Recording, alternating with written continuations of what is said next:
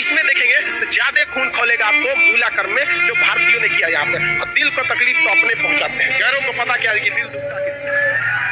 देश के आपको शर्म आएगी हमारी संस्कृति पे, जहां हमें नाज होता है। ये हमारी संस्कृति में दाग है, दाग धब्बा है। जिस तरह चांद में भी दाग है ना, हमारी अपनी संस्कृति में इस दाग को कभी भूल नहीं सकते हैं कि पूरी दुनिया में एक ऐसा देश था जहां मूला कर्म लिया जाता था। देखिए पहले ऊंचे जात वाले लोग न थे ना, नीचे जात वालों को बहुत सताए। इजवा जनजाति थी जो SC ST में आते हैं, इजवा जनजाति। अब एक मंदिर था, मंदिर के सामने क्या थी? सड़क थी।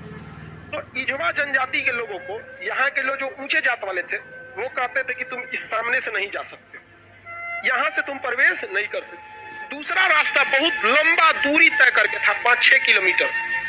अब अगर किसी का घर यहाँ है और उसको यहाँ जाना है तो वो मंदिर के रास्ते से नहीं जा सकता है, लौट के जाएगा पूरा गांव हेल के बाहर यहाँ पर, अब फिर आना है तो इस तरह से हेल के आए।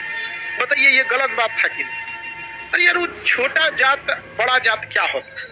छोटा जात वाला तो बड़ा जात वाले को छू लेता है तो कहते हैं अशुद्ध हो गया, ज्यादा वोल्टेज छोटके में है कि नहीं है?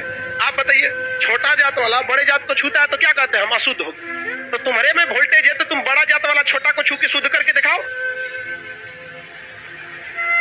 नहीं समझे? ज्यादा वोल्टेज किसमें? लेकिन बात हम क्या बताते हैं, छोटे जात को लोगों ने पढ़ने नहीं दिया, इस वजह से वो इस तरह का सवाल नहीं पूछ सकता था। हमरा से पूछे कोई, हम कहते हम ट्रांसफार्मर, तुम बैटरी, टच करा के दिखाओ, भड़का देंगे तुमको यहाँ पर, फिर तुमको शुद्ध अशुद्ध हो जाओगे तुम यहाँ। तो ये लोग बहुत गलत किए, ये गलत बात है यार। आज के वक्त में तो एटलीस्ट ये सोच नहीं होनी चाहिए। क्या छोटा बड़ा जात करते हो, मतलब क्या ही बताया जाए इनको। खुद हिंदू धर्म के शास्त्र में पढ़ी, आपको पढ़ाए, ऋग वैदिक काल में जाति का निर्धारण कर्म के आधार पर, उन लोगों ने अपनी फायदा के लिए जाति के आधार पर कर दिया, वंश के आधार पर किया कि नहीं किया?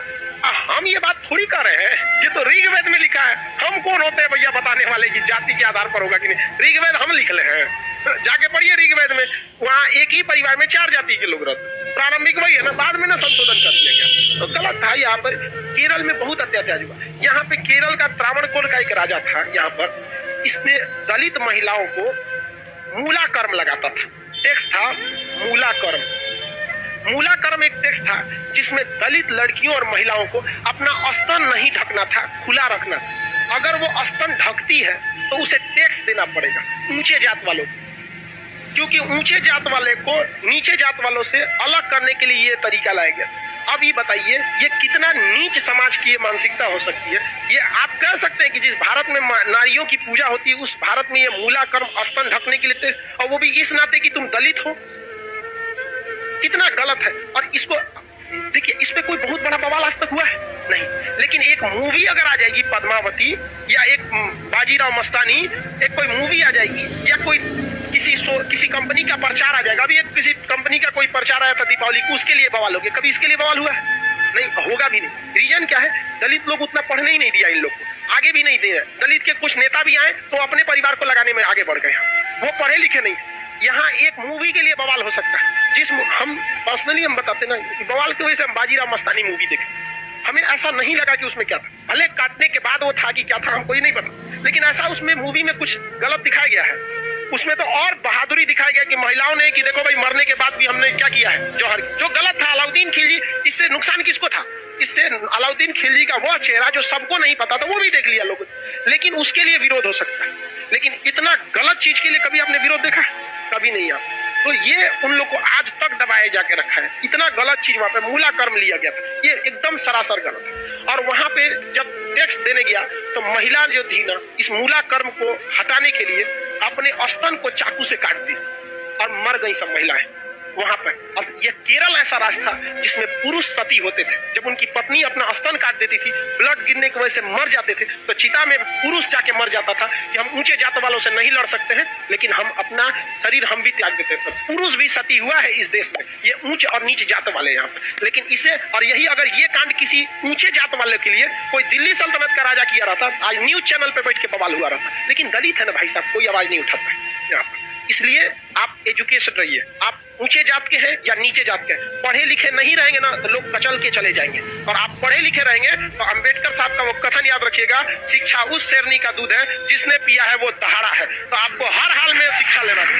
वरना आपको लोग कुचल के चले जाएंगे। अंग्रेज तो छोड़िए, ये भारतीयों ने ये सब कुकर्म किया है। आप जलियांवाला बाग और इसमें देखेंगे तो ज्यादा खून खोलेगा आपको मूला कर्म में, जो भारतीयों ने किया यहाँ पे। और दिल को तकलीफ तो अपने पहुंचाते हैं, गैरों को पता क्या है कि दिल दुखता किससे।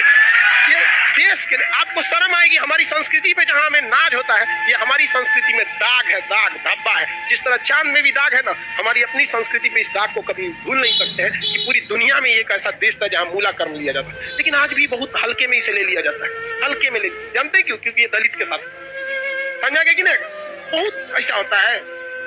कितना आदमी बताएगा, ज्यादा हम भी बोलेंगे तो सोचा हमारा कहेगा तू दलित का फेवर कर, हम कौन सी फेवर कर, नहीं हुआ रहता नहीं बोलते। इजवा जनजाति के लोगों ने विरोध किया और इजवा जनजाति वालों ने क्या किया, इसको हटाया और मंदिर के सामने से वो क्या होने लगे, चादर।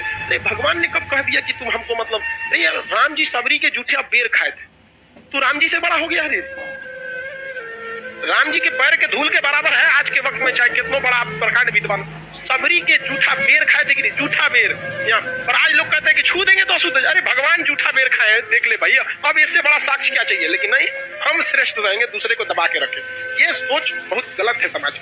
और ये धीरे धीरे सही होगा, और इसको आप डायरेक्ट नहीं सही कर सकते। अभी समाज में ऐसे लोग हैं ना जिनके दिमाग में ये बैठा हुआ है उच्च जात हम श्रेष्ठ हैं, ये नहीं, ये समाज के लोग धीरे धीरे धीरे धीरे डिकम्पोज हो जाएंगे, बूढ़ा होके। समाज नई जनरेशन आ रही है ना, ये जनरेशन सही है, लेकिन इसमें भी बहुत सारे ऐसे हैं लोग जो ये बात को मतलब ले। लेकिन आज आप लोग युवाओं में आप देखिए, आप लोग में ऐसी सोच नहीं है, अभी नहीं है, लेकिन आप अपने घर में देखिएगा, अपने दादा परदादा दादा उन लोग में अभी भी ये सोचा। हमारे यहाँ पे हमारी दादी भी थी तो नौटंकी करते, हम खटिया पे बैठे थे उनके, हमारी दादी से नहीं जमता था, कोई नौकर वोकर आते थे तो ना काम करने के लिए, उसके लिए अलग गिलास रखी थी, उसके लिए शीशा का अलग रहता था। क्योंकि कौन सा तरीका है आपका भाई, आप भी पीने के बाद धुल देंगे, वो भी धुला जाएगा, सब साफ हो जाएगा, इसमें कौन सा बात है। लेकिन ना, मर गई लो, खत्म कहानी।